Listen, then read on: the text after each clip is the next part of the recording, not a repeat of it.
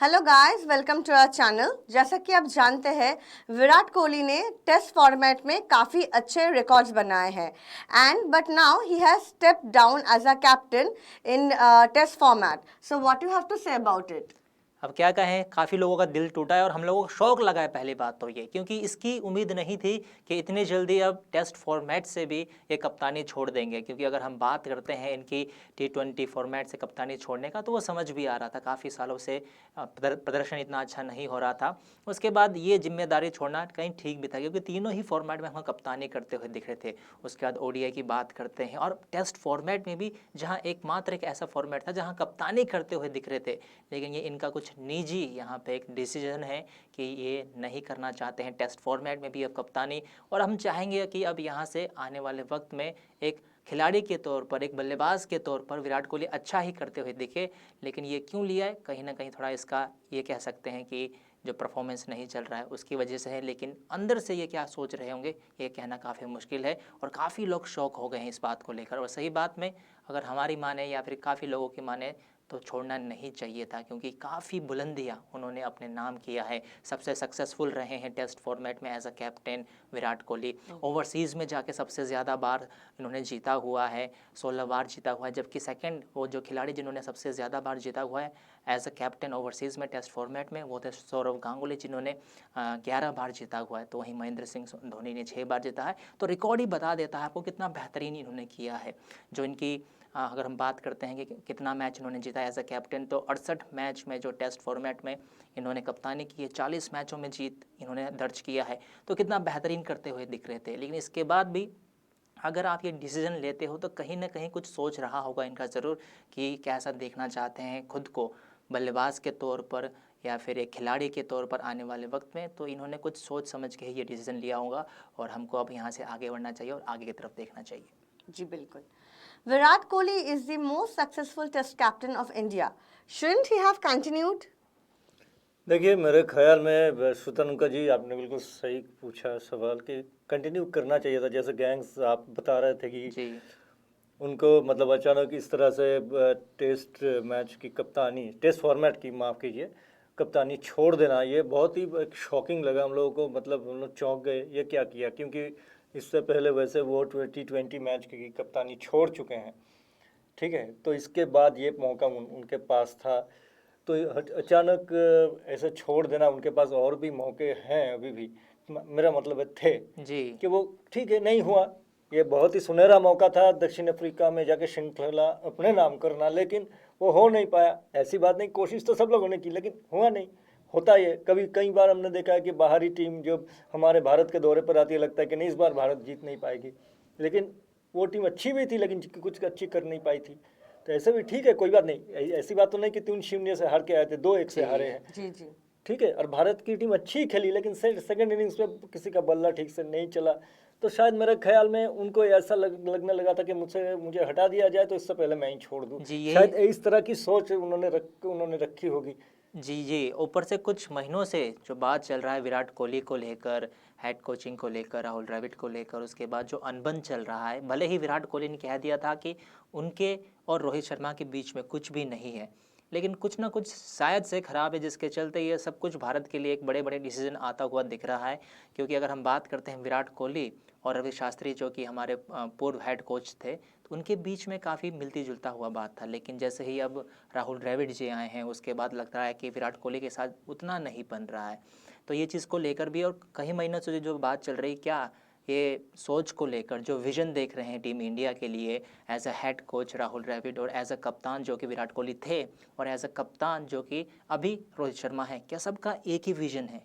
क्या ये अगर विजन एक नहीं होगा, तो आपके जो रास्ते हैं वो भी थोड़ा अलग अलग हो सकता है। तो इस देखिए, लिहाज से हाँ भी हाँ हाँ, वो थोड़ा सोचा होगा विराट कोहली ने। अब इसमें कितनी सच्चाई है वो हम नहीं कह सकते, लेकिन ये एक हो सकता है, एक रीज़न हो सकता है कि अगर इनमें थोड़ा अनबन है अगर, तो इस बात को भी ले सकते हैं। और जैसे कि इन्होंने कहा बड़ी सी तरह से कि ये जो टेस्ट सीरीज़ है, शायद से इन्होंने पहले ही मन बना लिया था कि ये टेस्ट सीरीज़ में अगर जीत दर्ज कर पाते हैं तो कप्तानी आगे कंटिन्यू करेंगे, लेकिन अगर यहाँ पे हार जाते हैं तो ये कप्तानी छोड़ देंगे। ऐसा शायद से इन्होंने पहले डिसीजन लिया होगा। और भारत जो लग रहा था कि हर मैच जीत सकता है, आखिरी 2 मैच से हारता हुआ ये सीरीज़ भी हार गया, तो क्या पता फिर इस हिसाब से भी विराट कोहली ने ये डिसीजन लिया होगा। जी। Now let's come to the most important question. Which player do you see as our next Indian Test captain? जी, अगर ये बात कहे तो टेस्ट फॉर्मेट में जो उपकप्तान अभी है वो है रोहित शर्मा। तो निश्चित रूप से वही कप्तान बनेंगे, ऐसा बात हो सकता है, क्योंकि उपकप्तान, अगर कप्तान आपके कप्तान नहीं रहे तो उपकप्तान को आगे प्रमोट किया जाता है। लेकिन सिर्फ अगर हम बात करें कि रोहित शर्मा ही क्या वो खिलाड़ी है जो कि टेस्ट कप्तानी संभाल सकते, तो ऐसा नहीं है।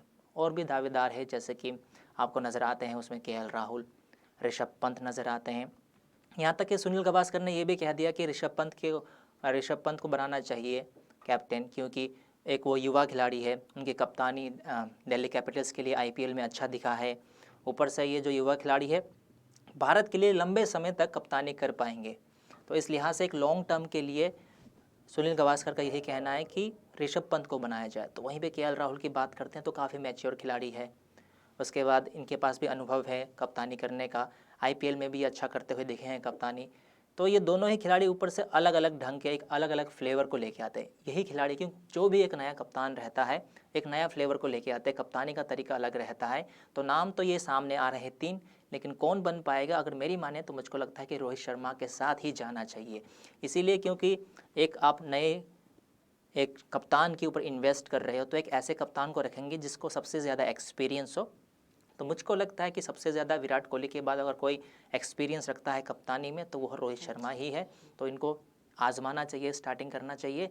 लेकिन अब मेरे इस अगर हम ख्याल से हम कहें कि क्या वो रखते हैं इत्तेफाक या फिर नहीं, तो काफ़ी लोग ये कहेंगे कि नहीं, रोहित शर्मा को नहीं देकर केएल राहुल को देना चाहिए या फिर ऋषभ पंत को देना चाहिए।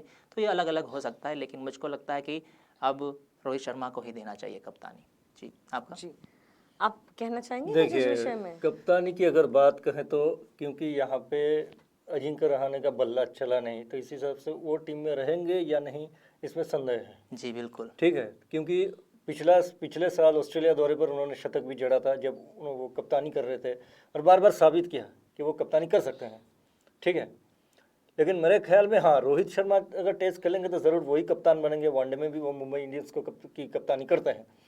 लेकिन अगर रोहित शर्मा को कप्तान नहीं बनाया जाए तो मेरे ख्याल में, ठीक है, अजिंक्य रहाणे बहुत ही बेहतरीन बल्लेबाज है, उनकी तकनीक बहुत अच्छी है। एक सीरीज में वो नहीं चले, कोई बात नहीं, पिछले साल तो ऑस्ट्रेलिया में बहुत ही बेहतरीन उन्होंने पारी खेली थी, अच्छी बल्लेबाजी की थी।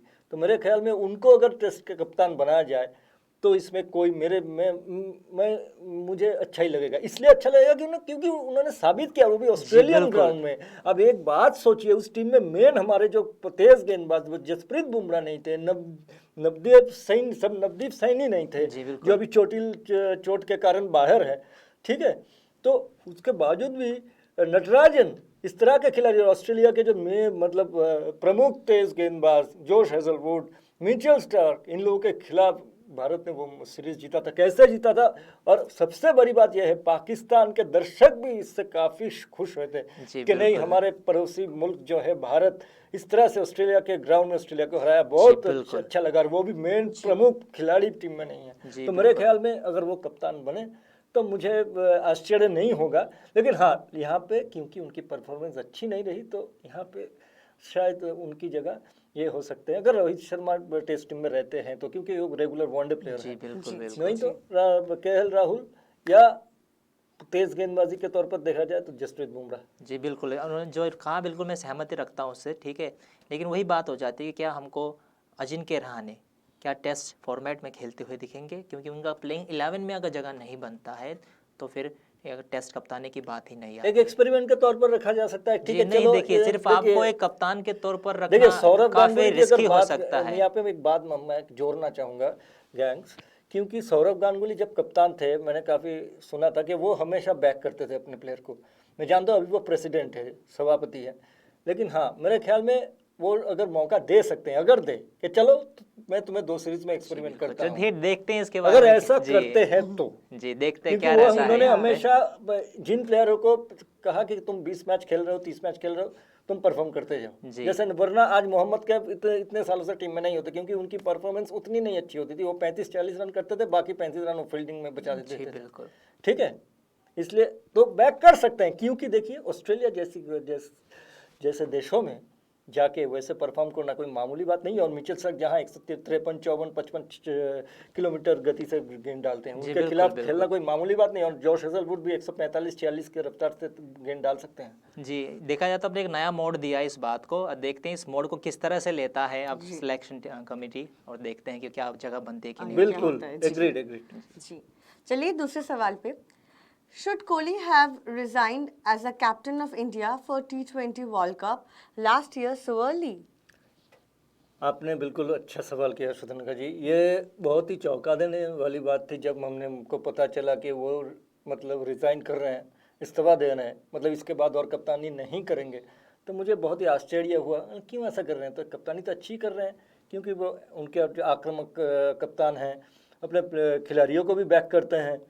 तो हाँ, रोहित शर्मा उनके गैर मौजूदगी में कप्तानी कभी कभी कर लेते हैं क्योंकि वो उप कप्तान हैं। लेकिन यहाँ पे क्या दिक्कत हो गई कि वो उन्होंने कप्तानी छोड़ दी? जी, क्योंकि देखिए, जब 10 विकेट से हम लोग मैच हार गए पाकिस्तान के खिलाफ 2020 वर्ल्ड कप में, उसमें देखिए ऐसा भी लग रहा था जब बैटिंग भी कर रहे थे या फील्डिंग भी कर रहे थे कि टीम में कोई मतलब टीम स्पिरिट ठीक नहीं है। वरना हमारे पास जसप्रीत बुमराह जैसे तेज गेंदबाज है, मोहम्मद शमी जैसे तेज गेंदबाज है, और भुवनेश्वर कुमार, हाँ वो फॉर्म में नहीं थे, उनको लेना नहीं चाहिए था, मोहम्मद सिराज को लेना चाहिए था, या प्रसिद्ध कृष्णा या उमरान मलिक को लेना चाहिए था। ठीक है, तो वो और बात है, ठीक है, स्क्वाड में नहीं है तो कुछ, लेकिन क्या है ना, तो टीम स्पिरिट नहीं दिख रही थी। तो इसलिए देखिए, हम लोग पाकिस्तान से तो बहुत ही बुरी तरह हारे, उसके बाद न्यूजीलैंड से भी हार गए, उसके बाद हम लोगों को निर्भर करना पड़ा इसके ऊपर, या वो मैच न्यूजीलैंड हारेगी या नहीं। तो मेरे ख्याल में उनको कप्तानी इस तरह से छोड़नी नहीं चाहिए। तो क्या है ना, ज़हनी तौर पर एक बैक ऑफ द माइंड आपका चलता रहता है कि नहीं, मुझे टीम में रखा जाए, मैं क्या करूंगा नहीं करूंगा, क्योंकि ऑलरेडी वो उनके 2020 वर्ल्ड कप के बाद वो जो फैसला करना था कर सकते थे, बिल्कुल, लेकिन बिल्कुल ही छोड़ना नहीं चाहिए। जी बिल्कुल, इस बात से सहमति रखता हूँ, क्योंकि जैसे इन्होंने कहा कि कहीं ना कहीं विराट कोहली के साथ बाकी टीम के ऊपर जहन में भी रहेगा कि इसके अगले कप्तान कौन बनेंगे। टीम शायद से मन से उतने अनसेटल रहे होंगे, जिसके चलते प्रदर्शन हमको ख़राब देखने को मिला। तो वहीं पे जी बिल्कुल उनको छोड़ना नहीं चाहिए था। उसके टूर्नामेंट के बाद जो डिसीजन लेते ठीक था, लेकिन वो जो बड़ा डिसीजन था उसके बाद भी मुझे लगता है कि ये थोड़ा ऊपर नीचे का जो हिसाब हमको देखने को मिला है टीम इंडिया के लिए, वहीं से ये शुरू हुई थी और अभी तक काफ़ी ख़राब चल रहा है। और अगर ये चीज़ को थोड़ा जल्दी सेटल नहीं करेंगे भारत, तो भारत के लिए तीनों ही फॉर्मेट में काफ़ी मुश्किल हो सकता है फिर से एक बार दबदबा बनाना, जो इन्होंने कई सालों से बना के रखा हुआ है। वरना अच्छे खिलाड़ी होने के बावजूद भी हम लोग मैच हारते जाएंगे। जी बिल्कुल। ये मैंने एक ज़माने में पाकिस्तान की टीम जैसी थी, इमरान खान के जाने के बाद पाकिस्तान टीम में आप देखिए एक कोई मतलब फिक्स कैप्टन नहीं है, हर साल उनका कप्तान बदलता रहता है। जी जी जी जी thank you so much to our experts. और वीडियो ख़त्म करने से पहले आप लोग प्लीज़ हमारे वीडियो को लाइक और शेयर कीजिए, हमारे चैनल को सब्सक्राइब कीजिए और बेल आइकन पे ज़रूर क्लिक कीजिए ताकि इस चैनल के सारे नोटिफिकेशंस और अपडेट्स आप ही के पास आए। Thank you so much.